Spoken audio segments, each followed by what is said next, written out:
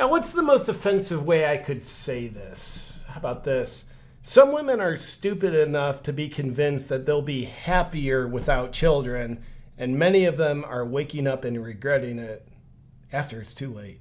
Welcome back to the JP Reacts channel, my beautiful freedom-loving friend. This is where we help spread the light of truth and freedom, because truth does indeed conquer. And here is a truth that I firmly believe. Having children is the most purposeful thing we can do in life. And I'll be honest with you, I used to not believe that. Then I started believing that, and I had children, and it proved to be true. Now, we live in this age of women's disempowerment, and it calls itself women's empowerment, which is a little bit 1984-ish, and it tells women, hey, why raise kids, you moron, when your pursuit of happiness could be so much better?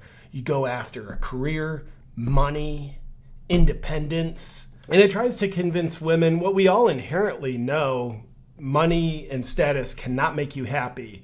But it treats women extremely stupidly, and honestly, the dumb ones fall for it, where they do like, oh, those things that we know can't make you happy, cool, I'll throw away what will definitely make me happy, pursue the things that definitely will not make me happy. And then many women, a shockingly high percentage of them, more on that coming up from Jordan Peterson and others, a very high percentage of them wind up feeling lonely, depressed, and full of regret.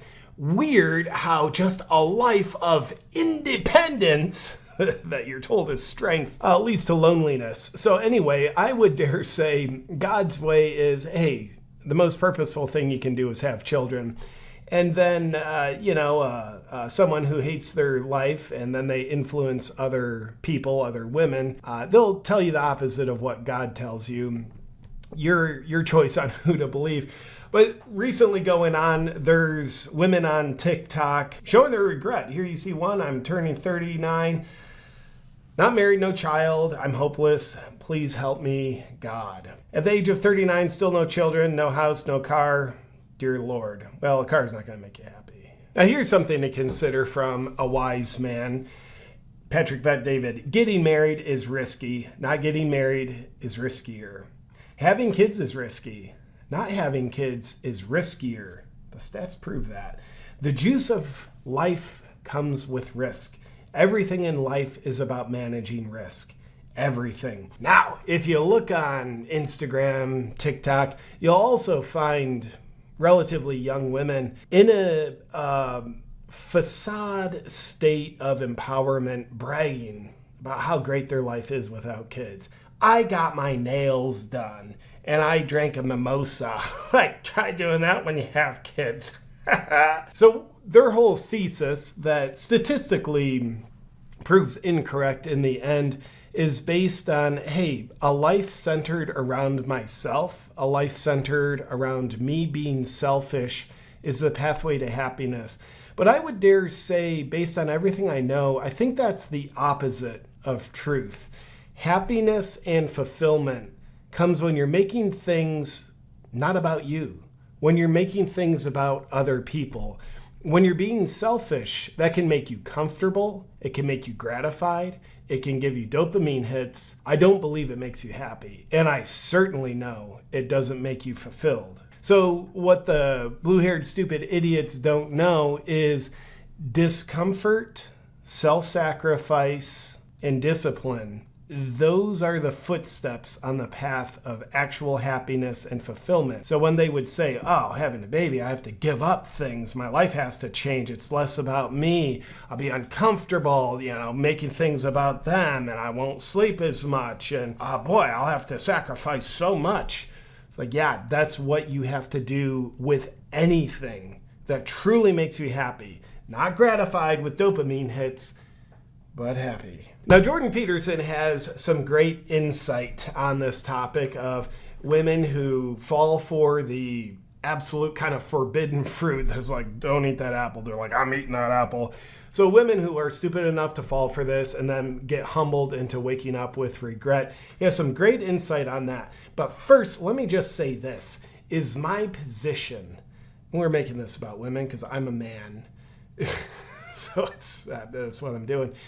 Am I saying all women should have kids?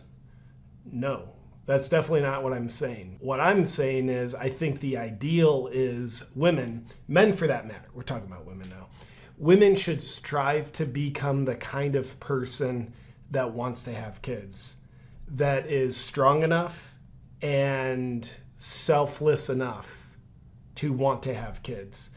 A woman who's like, no, I don't want kids because I just like to get my nails done, and I would only be able to scroll Instagram for maybe an hour each day instead of 9. Am I saying that kind of person, that kind of woman should have kids? Absolutely not. I'm saying that kind of woman ideally will self-improve herself to the point of letting her natural instinct, which most likely, forgive me for being a man, saying what's true, most likely would compel her to want to have kids. But if a woman or a man is in a selfish state of living, their life isn't in order, they make things about themselves all the time, they would be a terrible parent.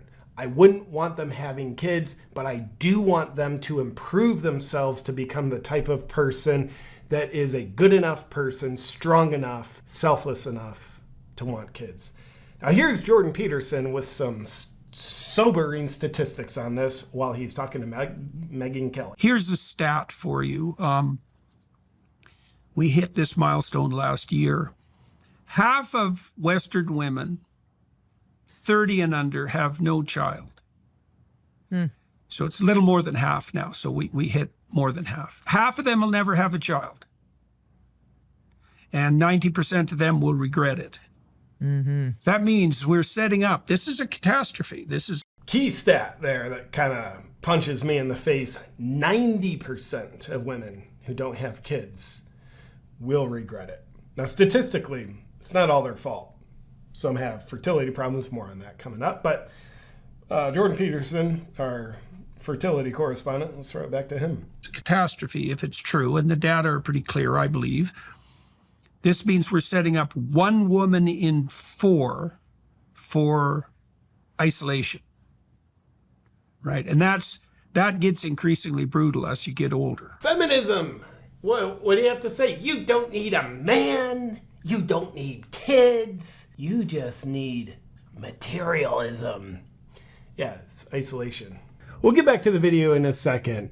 Now, I'm going to tell you something that will frighten you. But first, I personally eat a lot of beef, and there is a reason why I don't buy beef from chain grocery stores anymore. Think about this. If there was somehow a plan to inject people 4 to 6 times a year, but the plan stopped working because people started waking up and saying no, what would be their next best option? Well, slip it into something we eat every day. Our beef source. So unless you're a psychopath, here's what should frighten you. Right now, major chains like Costco and Walmart are selling beef that's been injected with mRNA shots. You won't hear about this on the news, and they don't have to put it on the label. So you might think you're saying no to those shots, but if you're buying beef from these stores, you're actually saying yes to them. And this is exactly why the wellness company started Wellness Farms. 100% grass-fed, grass-finished beef, free of mRNA shots, no vaccines, no hormones. Beef raised on hand-selected, regenerative American family farms. It's farm to table, no middlemen, and it is absolutely delicious. I was just grilling it the other night. Spectacular. Here's my advice. Check out the Wellness Farms so you don't fall for big eggs meat manipulation, especially when your DNA is at risk of being modified. Here's how you get it. Go to twc.health/JPFarms and use promo code JPFarms to save up to $85 on your order plus free shipping. That's twc.health/JPFarms, promo code JPFarms. You'll thank me later. Now back to the video. Setting up that 25% of women to be preyed upon in a manner like nothing we've ever seen when they enter their later years, because they'll have no one to keep an eye out for them, especially during times of vulnerability. Yeah, not preyed upon in the Christian sense of the term. this is not going to be good. So let me sketch out an idea for you in terms of a timeline and tell me what you think about that. I mean, Okay. one couple in three have fertility problems by the age of 30, and that's defined as not being able to conceive within a year of trying. Right. And so it seems pretty obvious. All assistive reproductive technology notwithstanding, which is very expensive and very unreliable and certainly not something to be depended on except in cases of absolute necessity. Having your children before you're 30 is a wise move if you want to ensure that it's going to happen. And so then the question is order. You know, we're best served probably as human beings to have our children in our 20s and probably our early 20s. And of course, that's going to be more demanding for women, more demanding and more of an opportunity, I would say, because each child really requires something approximating 3 years of pretty dedicated care. You know, the data seem to show that if your child is 3 and reasonably social, then social education, daycare, can work. Before that, especially with transformation of caregivers, it doesn't look like it's a very good idea. So you need 3 years per child. And maybe you want 2 children or 3 children. And so that's something like, I don't know, 5 or 6 years that you have to devote to it. Now, women live about 6 or 7 years longer than men. Sexist. That longevity gap, we got to even that out. How dare they? Interesting little twist on the whole situation. And if you started your career at 30, you could have 40 years of career, which is a lot. And that way, I would say, in some ways, you get to have your cake and eat it too, although perhaps not at the same time, you know, which we had talked about early. But there are no real guidelines developmentally for young women, and they don't know what to do. And they're increasingly not married, and they increasingly don't have children, and they're increasingly unhappy. And it doesn't look to me like slave to a corporation is necessarily a substitute for family life and children. It appears not, Mr. Dr. Jordan Peterson. Slave to a corporation or even slave to your own business doesn't seem to be a substitute. At least not an equal one by any stretch. Now, in a minute, we will hear from a woman, her perspective on how women are falling for this stupid ploy. She maps it out beautifully. But first, let's see a little leftist propaganda that comes right from the feminist movement. By the way, keep in mind, when you're hearing from the feminist movement, it's not necessarily presenting as such. Hey, we're the feminist movement.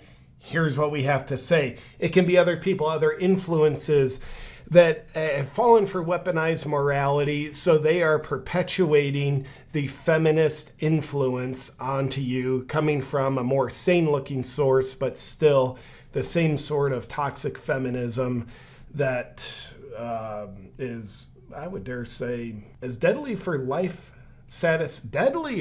for life satisfaction than breast cancer. Okay, so here's the leftist propaganda straight out of Psychology Today. Boy, do you think that's a liberal publication? 7 reasons people shouldn't worry that they'll regret not having kids.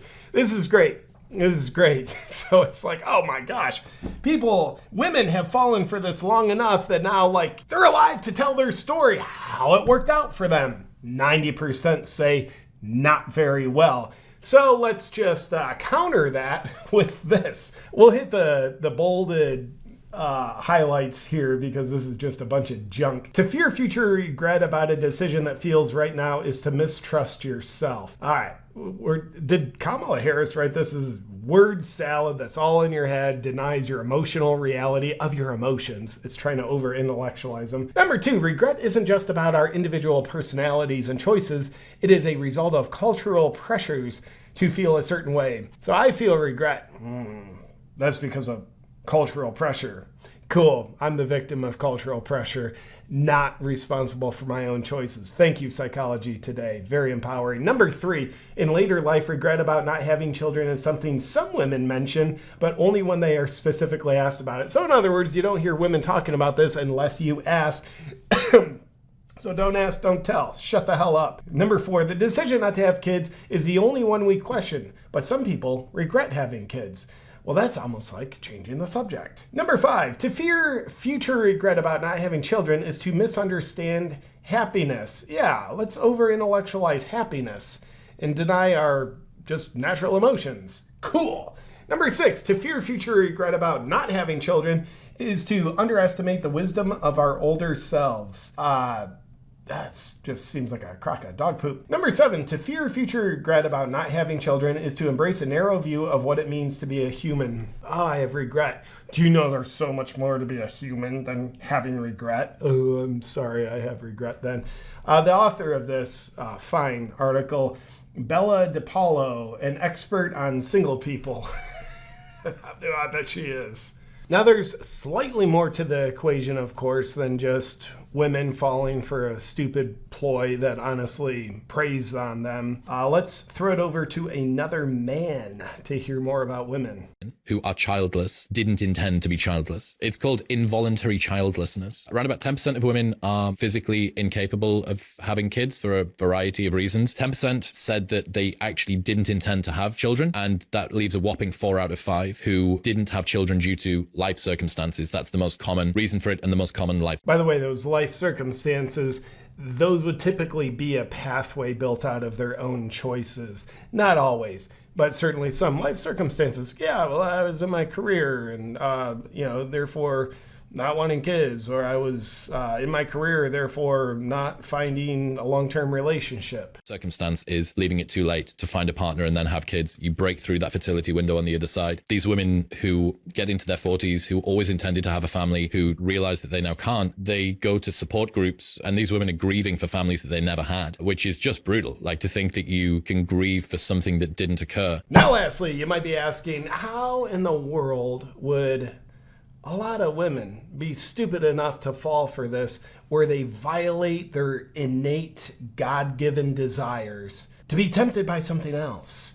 Well, this lovely lady has, I think, a rather intriguing hypothesis. Take a look. You know what's wild is when feminism told women that they don't need men, it wasn't to make women more free. It was to make them dependent on the state instead of their husband. It's almost like feminism is a part of Marxism, at least socialism and communism. Almost like that. It's, wow, it really lines up. For a second, before the 1960s, family was the safety net. If something went wrong, you had a husband, a father, a brother, a community, a church, a safety net. The people took care of each other. They cared about each other. Then came no-fault divorce in 1969. Suddenly, marriage wasn't a covenant. It was a contract that you could walk away from. Okay, and get this, and when the family started falling apart, who stepped in? The government. Welfare replaced the husband, the system replaced the father, and schools, they replaced the home. Women were told that this is freedom, that being alone, raising kids by yourself, and relying on checks from the government made you strong. But what it really did was break the structure that once protected us. It separated women from men from their families, and children from both. The state became the new husband that offers no love, no legacy, no protection, just control, dependency, and paperwork.